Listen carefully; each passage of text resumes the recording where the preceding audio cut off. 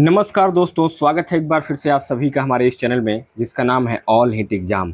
दोस्तों, आज के इस वीडियो में हम लोग देख रहे हैं उत्तर प्रदेश शिक्षक भर्ती परीक्षा 2026 की तैयारी के लिए सीडीपी बाल विकास मनोविज्ञान का हम लोगों का आज का ये चौथा क्लास होगा।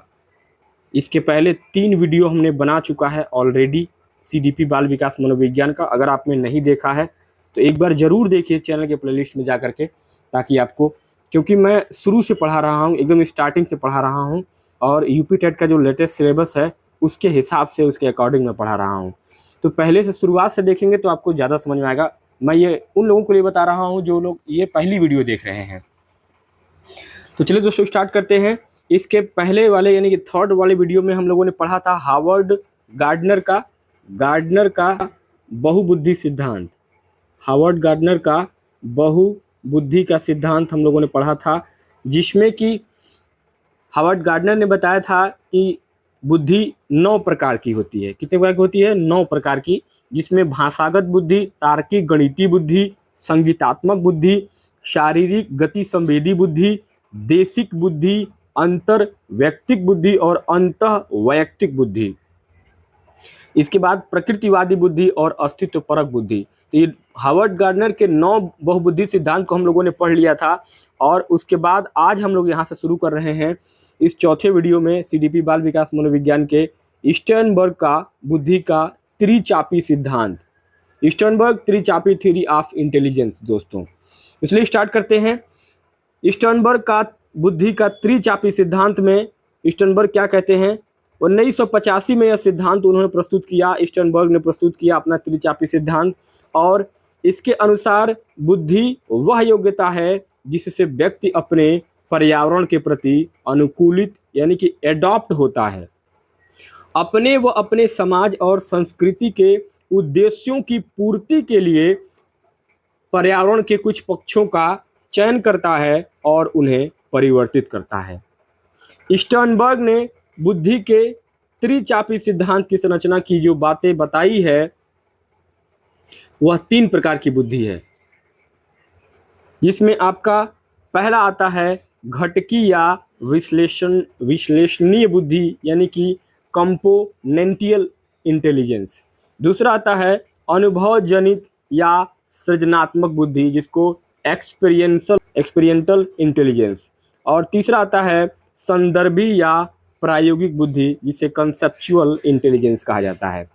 दोस्तों, बारी बारी से हम लोग समझेंगे कि त्रिचापी सिद्धांत में स्टर्नबर्ग ने जो दिया है उसमें घटकी उप सिद्धांत क्या होता है। तो घटकी उप सिद्धांत में क्या होता है? पहला होता है आपका अधिघटक, दूसरा होता है प्रदर्शन, तीसरा होता है ज्ञान का अर्जन।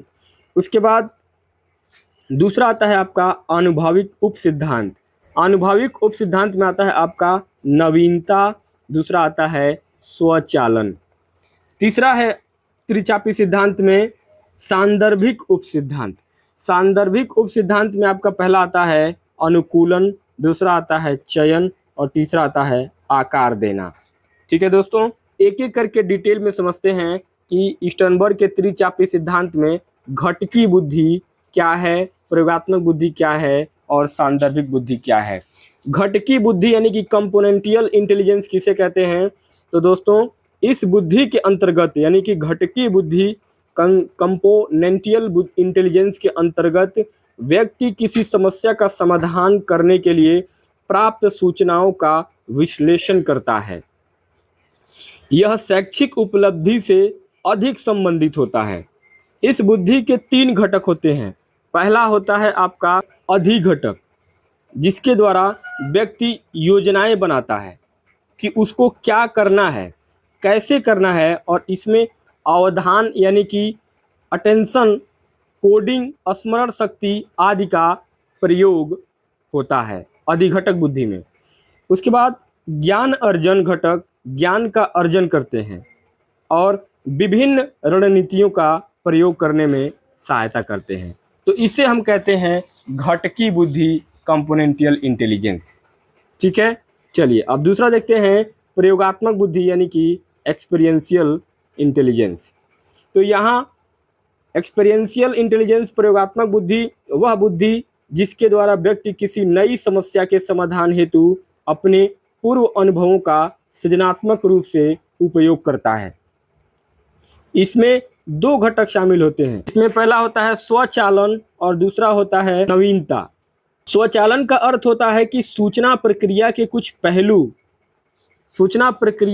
पहलू स्वचालित होते हैं, उन्हें अत्यधिक प्रयास की आवश्यकता नहीं होती है।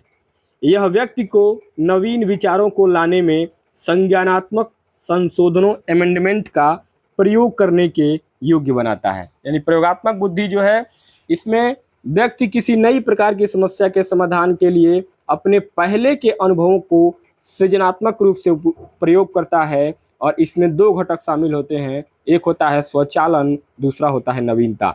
स्वचालन का मतलब होता है कि सूचना प्रक्रिया के कुछ पहलू जो स्वचालित होते हैं, उन्हें अत्यधिक प्रयास करने की जरूरत नहीं पड़ती है और यह व्यक्ति को उसके नए विचारों को लाने में संज्ञानात्मक संशोधनों को प्रयोग करने के लिए योग्य बनाता है प्रयोगात्मक बुद्धि। तीसरा आता है आपका सांदर्भिक बुद्धि। सांदर्भिक बुद्धि वह बुद्धि जिसके द्वारा व्यक्ति अपने दिन प्रतिदिन के जीवन में आने वाली पर्यावरणीय मांगों से निपटता है। यह जीवन में प्रभावपूर्ण तरीके से कार्य करने के लिए सूचना का प्रयोग करने की योग्यता होती है। सांदर्भिक बुद्धि, इसमें अनुकूलन, आकार देने एवं चयन के घटक सिद्धांत शामिल हैं। अनुकूलन तब घटित होता है जब व्यक्ति नए परिवेश में समायोजन करने के लिए स्वयं में परिवर्तन करता है। आकार बनना तब घटित होता है जब व्यक्ति अपनी आवश्यकता के अनुसार परिवेश में परिवर्तन लाता है। चयन तब होता है जब एक पूर्णतया नए परिवेश से अप्रभावी पुराने परिवेश से बदल दिया जाता है। अर्थात सांदर्भिक बुद्धि वह बुद्धि है जिसके द्वारा व्यक्ति अपने रोजाना के जीवन में, डेली लाइफ में कुछ पर्यावरणीय जो प्रक्रियाएं होती हैं उनसे अपने आप को निपटता है या अपने आप को उसके अनुकूल ढाल लेता है। इसमें व्यक्ति का अनुकूलन, आकार देना, चयन, घटक, ये सारे सिद्धांत शामिल होते हैं। अनुकूलन इसमें तब होता है जब व्यक्ति किसी नए परिवेश को समायोजित करने के लिए अपने आप में परिवर्तन करता है, अपने आप को वहाँ के माहौल के हिसाब से ढाल लेता है।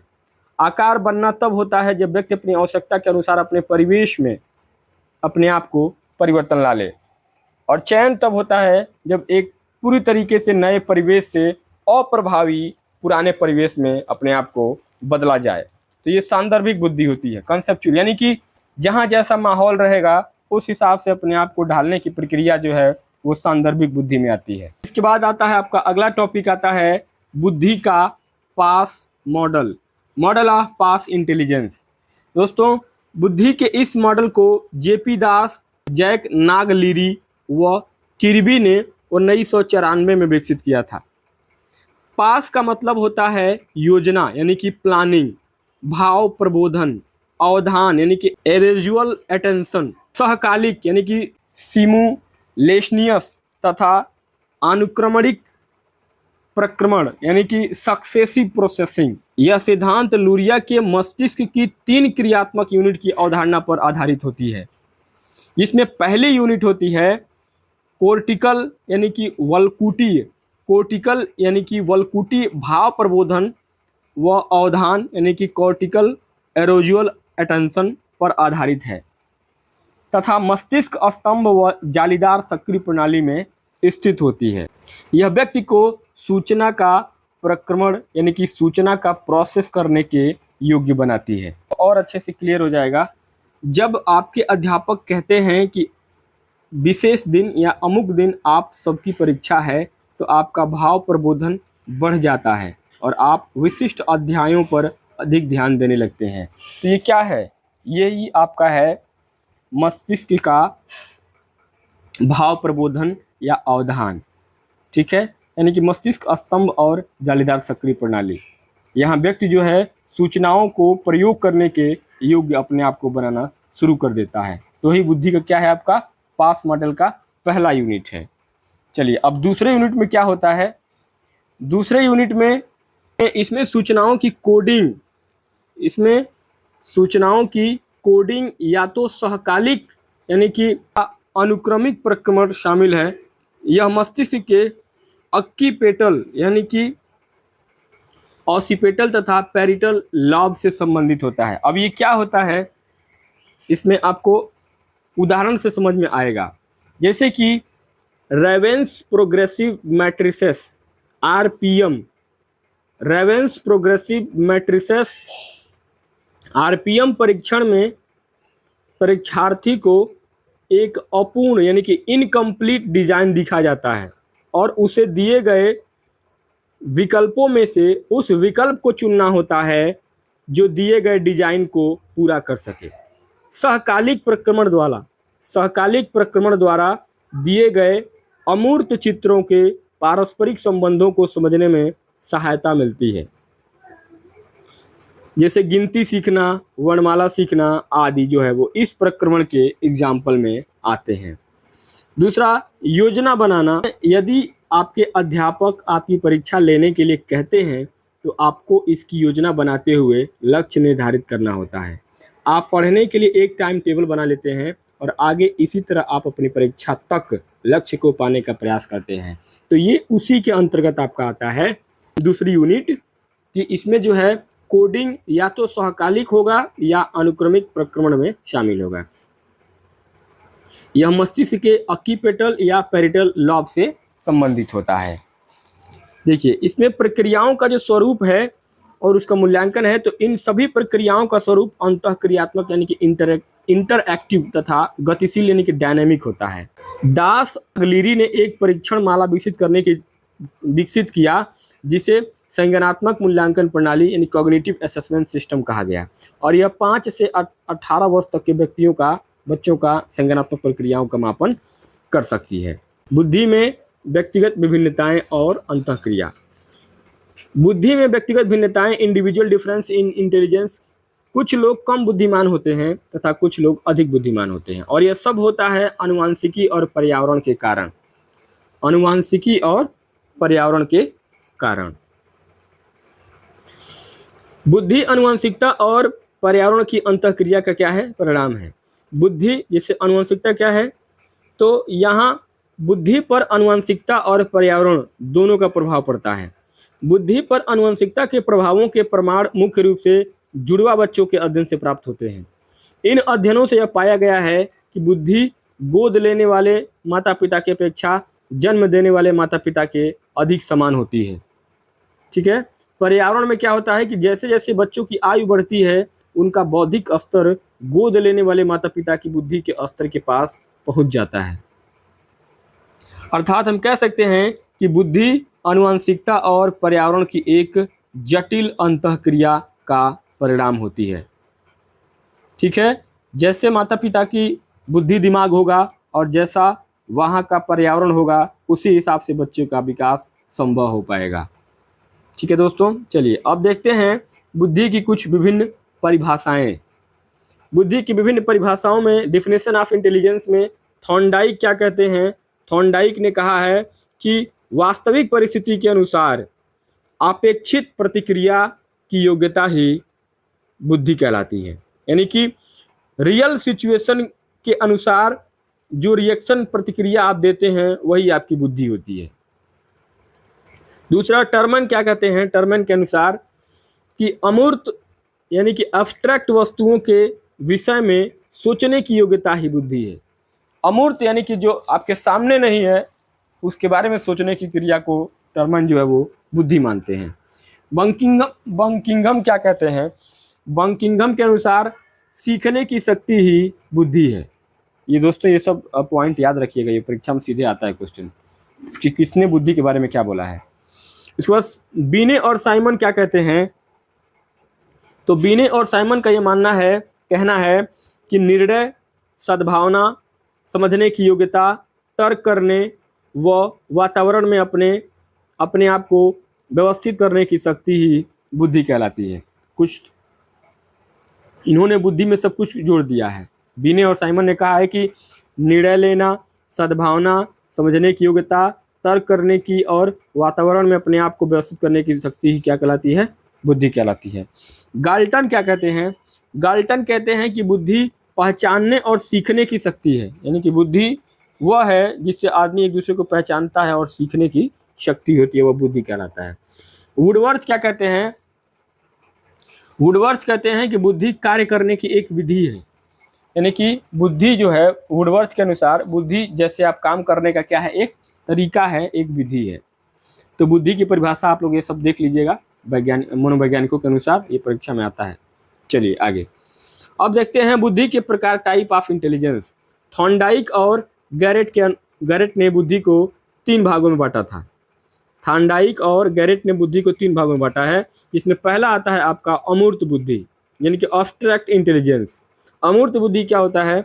ऐसी बौद्धिक योग्यता जिसकी सहायता से शाब्दिक, सांकेतिक और गणितीय समस्याओं का समाधान किया जाता है, जैसे कि कवि, चित्रकार, इन सबों में यह बुद्धि पाई जाती है। जैसे जो चित्र बनाने वाले होते हैं या कवि होते हैं, वो ऐसी उनके अंदर बौद्धिक योग्यता होती है जिसकी सहायता से वो किसी शब्द को, नए शब्द को जन्म देते हैं या सांकेतिक और गणितीय समस्याओं का समाधान करते हैं।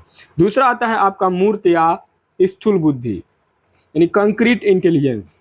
इस बुद्धि के अंतर्गत क्या होता है कि व्यक्ति विभिन्न प्रकार की वस्तुओं का व्यवहारिक और सही प्रयोग करने की क्षमता अर्जित करता है। जैसे कि हम अपने जीवन में अधिकतर कार्य इसी बुद्धि की सहायता से करते हैं, मूर्त या स्थूल बुद्धि के हिसाब से, कि हमको किस वस्तुओं का इस्तेमाल कहाँ और कैसे करना है, ये मूर्त या स्थूल बुद्धि के ऊपर डिपेंड करता है। और सबसे ज़्यादा जो है दैनिक जीवन में इसी मूर्त बुद्धि का प्रयोग होता है। तीसरा आता है सामाजिक बुद्धि, सोशल इंटेलिजेंस।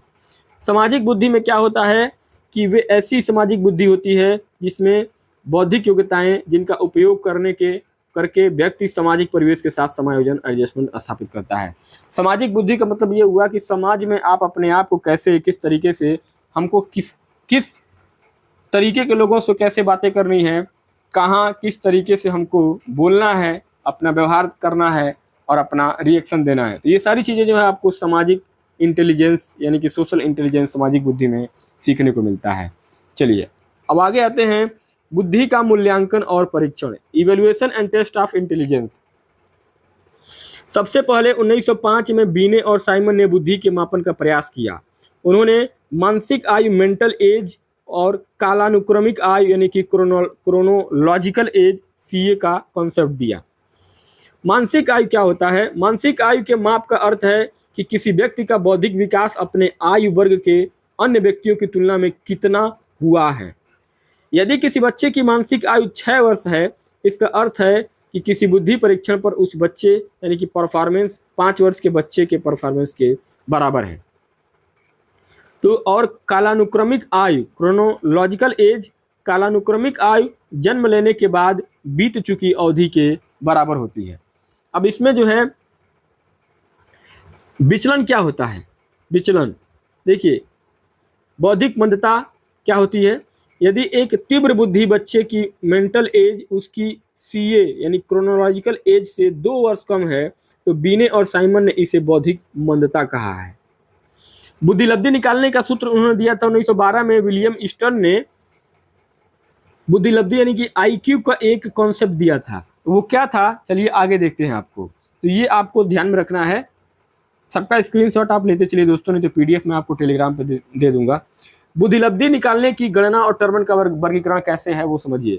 बुद्धिलब्धि का सूत्र होता है आईक्यू यानी कि मानसिक आयु बटे कालानुक्रमिक आयु गुणे 100, अर्थात आईक्यू बराबर मेंटल एज अपान क्रोनोलॉजिकल एज गुणे 100। एग्जाम्पल के तौर पे यदि क्रोनोलॉजिकल एज वास्तव में बच्चे का उम्र 10 साल है और उसका मानसिक उम्र जो है वो 12 वर्ष के बच्चे के बराबर है, तो उसका आईक्यू क्या हो जाएगा? 12/10 गुणे 12/10 गुणे 100, 12/10 गुणे 100, 12/10 गुणे 100 हो जाएगा। तो यहाँ पे क्या हो जाएगा? आपका 0 से 0 कट जाएगा और यहाँ 12 दहिया 120, यही उसका आईक्यू हो जाएगा। यानी कि उस बच्चे का जो आईक्यू है वो आपका 120 हो जाएगा। यानी कि वो बच्चा क्या है? इंटेलिजेंट है, क्योंकि उसका उम्र जो है वो 10 ही साल है, लेकिन उसका दिमाग जो है वो 12 साल के बच्चे के बराबर है, तो उसका आईक्यू क्या है? तेज हो जाएगा। यानी कि वो लड़का इंटेलिजेंट, बहुत अच्छे बुद्धि वाला बच्चा माना जाएगा। ठीक है, चलिए अब टर्मन ने कुछ वर्गीकरण किया है बुद्धि के बारे में, कुछ लेवल दिया है, आईक्यू का रेंज दिया है। इसमें 140 से ऊपर जिसकी बुद्धि लब्धि होगी वह जीनियस यानी प्रतिभाशाली बच्चा कहा जाएगा। और 120 से 140 जिसका रहेगा वो वेरी सुपीरियर यानी कि अति श्रेष्ठ बुद्धि वाला कहा जाएगा।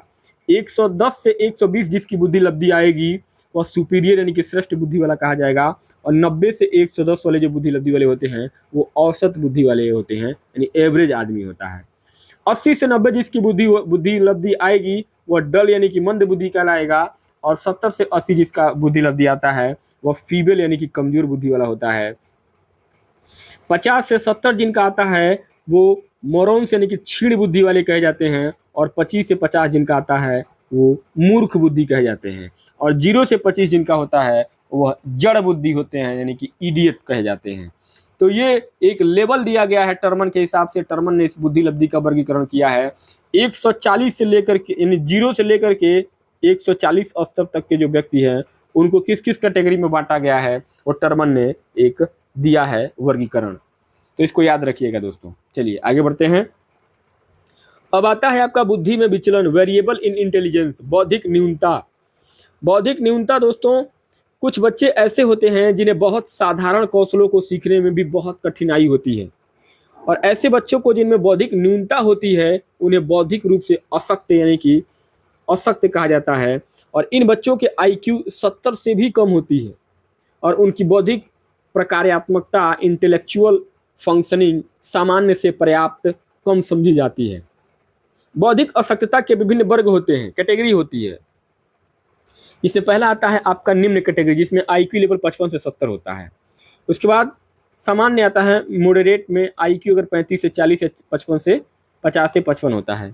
फिर आपका 20 से 25 अगर वो आएगा IQ तो वो आपका तीव्र होगा। और आपका अगर IQ 20 से 25 से कम से भी कम आता है तो ये कहा जाएगा आपका अति गंभीर हो जाएगा। तो ये बौद्धिक अशक्तता के विभिन्न वर्ग होते हैं जिसके अनुसार बच्चों का ये होता है कि बच्चों में विचलन कहाँ हो रहा है, कहाँ वेरिएबल आ रहा है। ठीक है, यानी कि कुछ ऐसे भी बच्चे होते हैं जो किसी बहुत आसान काम को भी बहुत लेंदी बना देते हैं, मतलब बहुत आसान चीज़ों को भी जल्दी नहीं सीख पाते हैं। तो उनको कैसे डिवाइड करेंगे, उसको डिवाइड करने का ये तरीका बताया है इन्होंने। चलिए आगे बढ़ते हैं। अब आता है आपका बुद्धि में विचलन में बौद्धिक प्रतिभाशीलता। बौद्धिक प्रतिभाशीलता इंटेलेक्चुअल गिफ्टेडनेस में क्या होता है कि अपनी उत्कृष्ट योग्यताओं के कारण बौद्धिक रूप से प्रतिभाशाली व्यक्तियों का परफॉर्मेंस श्रेष्ठ प्रकार का होता है। प्रवीणता, टैलेंट तथा प्रतिभा, गिफ्टेडनेस शब्दों का समान अर्थों में उपयोग किया जाता है, परंतु इन दोनों के अर्थ जो है वो भिन्न होते हैं। जैसे कि प्रतिभा का अर्थ होता है असाधारण सामान्य प्रकार की योग्यता, जैसे कि विस्तृत क्षेत्र के कार्यों में किए गए परफॉर्मेंस में दिखाई पड़ती है। प्रतिभाशाली जो बच्चे होते हैं उनमें असाधारण सामान्य प्रकार की योग्यता होती है जो उनको कहीं बड़े क्षेत्रों में कार्य करने में वो अपना परफॉर्मेंस बेस्ट परफॉर्मेंस देते हैं। वहीं प्रवीणता की बात करेंगे तो जबकि प्रवीणता किसी स्पेसिफिक या संकुचित क्षेत्र में श्रेष्ठ योग्यता से होता है। यानी कि कोई व्यक्ति टैलेंट का मतलब क्या होता है कि कोई ऐसा व्यक्ति जो किसी एक ही फील्ड में माहिर हो। जैसे अगर क्रिकेट खेल रहा है तो क्रिकेट ही केवल उसी में वो टैलेंटेड है और कुछ बेहतर उतना नहीं जानता है। जबकि प्रतिभाशाली का मतलब क्या हुआ कि वह कई प्रकार के क्षेत्रों में, यानी कि वो एक तरीके से कहें तो वो मल्टी टैलेंटेड होता है जो हर प्रकार के क्षेत्रों में अपने आप को इंटेलिजेंट साबित करता है। तो प्रतिभा और प्रवीणता में, गिफ्टेडनेस और टैलेंट में आपको अंतर समझ में आ गया होगा। अब बात करते हैं अध्यापकों का दृष्टिकोण, टीचरों का क्या दृष्टिकोण होता है। तो अध्यापकों की दृष्टि से प्रतिभाशीलता उसकी उच्च योग्यता यानी कि हाई क्रिएटिविटी तथा उच्च प्रतिबद्धता, हाई कमिटमेंट जैसे गुणों के संयोजन पर निर्भर करती है। प्रतिभाशाली बच्चों की कुछ प्रमुख विशेषताएं होती हैं, जैसे कि सूचना प्रोसेस की उच्च गति, यानी किसी भी सूचना को, किसी भी प्रोसेस को बहुत फास्ट वो लोग करते हैं। स्वतंत्र प्रकार का चिंतन करते हैं, बिल्कुल उनका सोच बहुत वाइड होता है, एकदम स्वतंत्र होता है, खुले सोच वाले व्यक्ति होते हैं। उसके बाद उनमें उन्नत तार्किक चिंतन, प्रश्न करने की प्रवृत्ति होती है इस तरीके के बच्चों में। और एक होता है समस्या समाधान की योग्यता।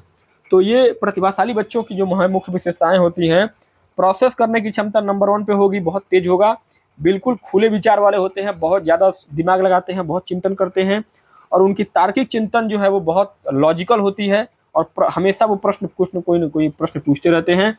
और दूसरा कि समस्या समाधान, कोई भी समस्या आती है तो उसका सॉल्यूशन भी निकालना वो लोग सीख लेते हैं अपने आप से। तो ये प्रतिभाशाली बच्चों का क्या है, गुण है। अब देखते हैं बुद्धि परीक्षणों के प्रकार, टाइप ऑफ इंटेलिजेंस टेस्ट।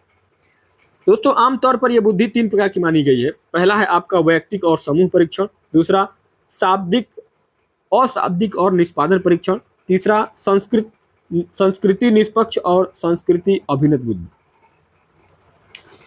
अब इसमें पहला आता है आपका वैयक्तिक बुद्धि परीक्षण। वैयक्तिक बुद्धि परीक्षण वह परीक्षण होता है जिसके द्वारा एक समय में एक ही व्यक्ति का बुद्धि का परीक्षण किया जाता है। समूह बुद्धि क्या होती है? समूह बुद्धि परीक्षण को एक साथ बहुत व्यक्तियों को समूह में दिया जा सकता है बुद्धि परीक्षण करने के लिए।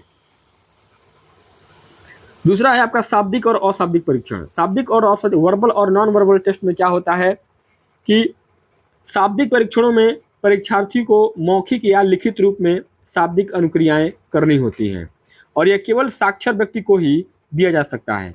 और अशाब्दिक परीक्षणों में क्या होता है कि एकांशों, यानी कि अशाब्दिक परीक्षणों में एकांशों के रूप में चित्रों का उपयोग किया जाता है, जिसमें परीक्षार्थी को अपूर्ण प्रतिरूप दिखाया जाता है। अपूर्ण प्रतिरूप यानी कि एक इनकम्प्लीट चित्र दिखाया जाता है, और उसे विकल्पों में से एक का चयन करने के लिए कहा जाता है। तो ये क्या होता है आपका अशाब्दिक परीक्षण। चलिए अब तीसरा देखते हैं, संस्कृति निष्पक्ष और निष्पादन परीक्षण। अब तीसरा आता है आपका संस्कृति निष्पक्ष और संस्कृति अभिनत परीक्षण में क्या होता है? इसमें आता है आपका निष्पादन परीक्षण में कि परीक्षार्थी को कोई कार्य संपादित करने के लिए कुछ वस्तुओं का मैनिपुलेट करना होता है, जैसे कि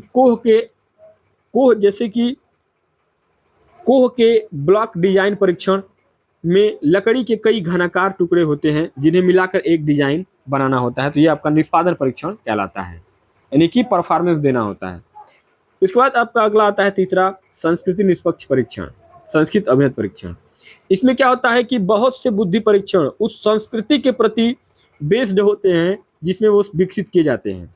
जैसे अमेरिका और यूरोप में विकसित बुद्धि परीक्षण नगरीय और मध्यम वर्गीय सांस्कृतिक लोकाचार का प्रतिनिधित्व करते हैं। इसलिए उस देश के शिक्षित मध्यम वर्गीय श्वेत व्यक्ति सामान्यतः अच्छा परफॉर्मेंस कर लेते हैं, परंतु इन परीक्षणों के प्रश्न एशिया या अफ्रीका के सांस्कृतिक परिप्रेक्ष्य का ध्यान नहीं रखते हैं। ठीक है, अब देखते हैं आगे संस्कृति और बुद्धि यानी कल्चरल और इंटेलिजेंस क्या है। तो संस्कृति व बुद्धि में क्या होता है कि व्यक्ति का सांस्कृतिक पर्यावरण बुद्धि के विकसित होने में एक संदर्भ प्रदान करता है, एक मार्गदर्शन देता है।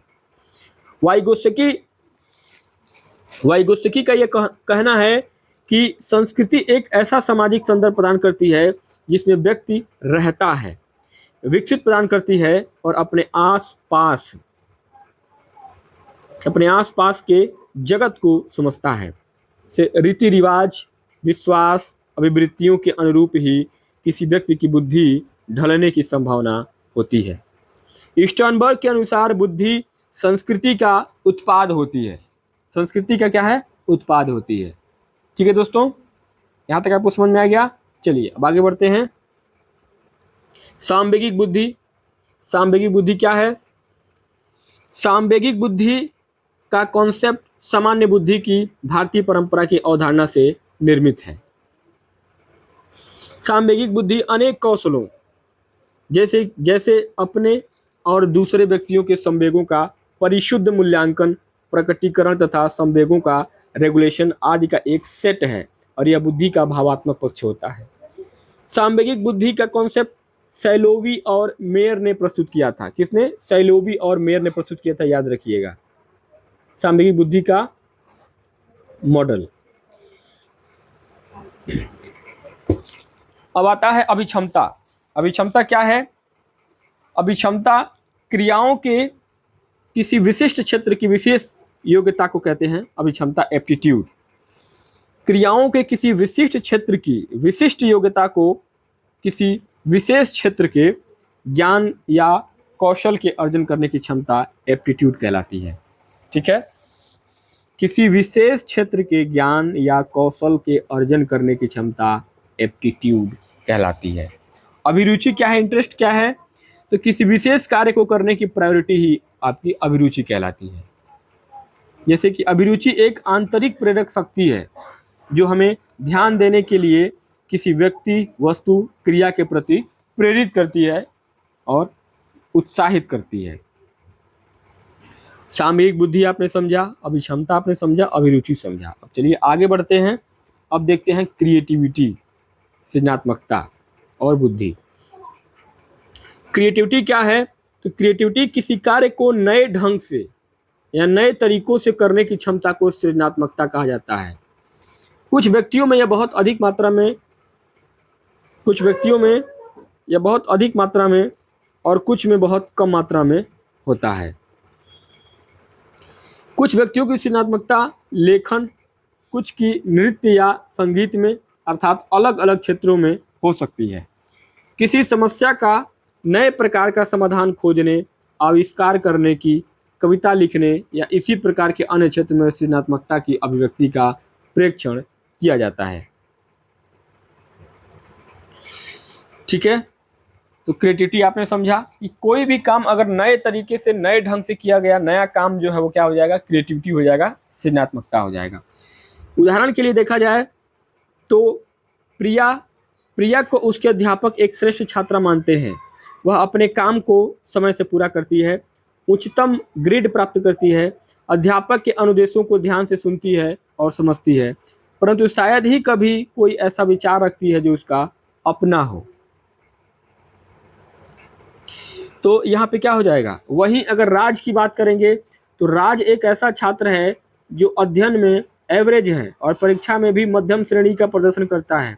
वह अपने आप चीज़ों के सीखने को प्रेफरेंस देता है और नए तरीके खोजने में प्रयासरत रहता है। तो यहाँ पर निष्कर्ष क्या निकलता है दोस्तों, इस सिचुएशन में हम प्रिया को अधिक बुद्धिमान तथा राज को अधिक सृजनशील कहेंगे। सृजनात्मकता व बुद्धि में सकारात्मक संबंध होता है। प्रत्येक सृजनात्मक कार्य करने के लिए एक न्यूनतम स्तर की योग्यता व क्षमता की आवश्यकता होती है। यानी कि क्रिएटिविटी क्या है, सृजनात्मकता वह बुद्धि है जहां आप किसी नए चीज का निर्माण कर देते हैं। भले आप पढ़ने में कमजोर हैं या कोई भी व्यक्ति हो, कोई भी बच्चा हो, वह पढ़ाई लिखाई में थोड़ा सा कमजोर है, लेकिन किसी नए चीज का आविष्कार कर देता है तो क्या हो जाएगा, बच्चा क्रिएटिव बालक होगा, सृजनात्मक बालक होगा। लेकिन कोई बहुत अच्छा है, हर परीक्षा को टॉप कर रहा है, लेकिन कुछ नया चीज नहीं कर पा रहा है, केवल पुरानी चीजों को ही रिपीट कर रहा है, तो क्या है, बुद्धिमान तो है लेकिन क्या है, क्रिएटिव नहीं है, सृजनात्मक नहीं है। तो ये अंतर होता है दोस्तों क्रिएटिव और इंटेलिजेंस में। तो दोस्तों इस प्रकार से इस वीडियो में हम लोगों ने आज सीखा है सृजनात्मकता एवं बुद्धि, सामवेगिक बुद्धि, अभिक्षमता, बुद्धि परीक्षणों के प्रकार, उसके अलावा बुद्धि में विचलन के और बौद्धिक न्यूनता, बुद्धि लब्धि, IQ, बुद्धि का मूल्यांकन और परीक्षण, बुद्धि के प्रकार, बुद्धि की विभिन्न परिभाषाएं, बुद्धि में व्यक्तिगत भिन्नताएं और अंतःक्रिया, बुद्धि का पास मॉडल का भाग 1 और स्टर्नबर्ग के 3 प्रकार की बुद्धि, स्टर्नबर्ग का बुद्धि का त्रिचापी सिद्धांत। तो दोस्तों ये CDP बाल विकास मनोविज्ञान का हम लोगों का ये चौथा वीडियो आज यहाँ पे समाप्त होता है और हम लोग बारी बारी से पूरे CDP बाल विकास मनोविज्ञान शिक्षा शास्त्र को कंप्लीट करेंगे यूपी टेट के नए सिलेबस पैटर्न के हिसाब से। तो ये चौथा वीडियो आपको यूपी टेट CDP बाल विकास मनोविज्ञान का कैसा लगा कमेंट बॉक्स में जरूर बताइएगा। थोड़ा सा आप लोग सपोर्ट करिए, वीडियो को लाइक कीजिए, चैनल को सब्सक्राइब कीजिए ताकि हमारा भी मनोबल बना रहे, मैं भी मोटिवेट रहूँ कि हाँ लोग हमें भी सपोर्ट कर रहे हैं।